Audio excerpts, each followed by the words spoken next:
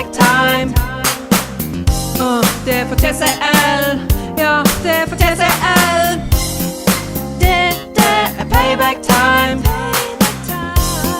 For komfen til din tante. Na-na-na. Det var en vakker dag i 97, men dagen den ble ræva, og grunnen den var du. Tenkte på deg selv, TCL, bare fordi du tror du er spesiell. Våknet opp til nyheten om at Diana av England traff en vegg og omkom.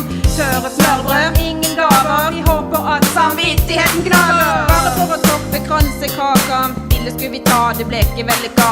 Mora di feit, dagen heit, alt var helt på trynet, og alt ble så teit. Yeah. Nå er det payback time. For komfen i november. Dette er payback time. Du skal ikke få glemme. Skal vi si det er litt av en prestasjon å kødde til en hel konfirmasjon? Jeg tror at når vi trekker konklusjon, det ble ikke helt som tro tradisjon. Og der lå du så trygt på innsiden og visste at det var lenge før tiden. Du ville være med, sørge for det. Du skulle være midtpunkt i konføytiden. Være midtpunkt, yeah. Nå er det payback time. For komfen i november. Dette er payback time. Du skal ikke få glemme. Payback time.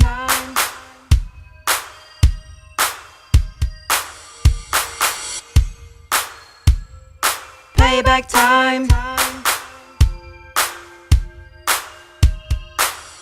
Velkommen til konfirmasjon. Konfirmasjon, ja, endelig konfirmasjon. Endelig er du hovedperson. Hovedperson, ja, endelig hovedperson. Endelig er du midtpunktet, ja, midtpunktet, ja, midtpunktet. Hurra, det er din dag. Hurra.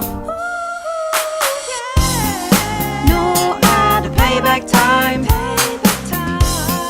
For komfen i november.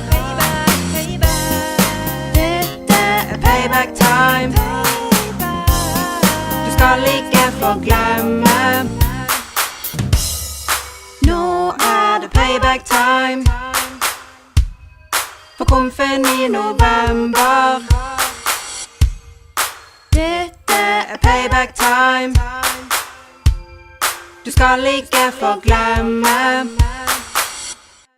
Sorry.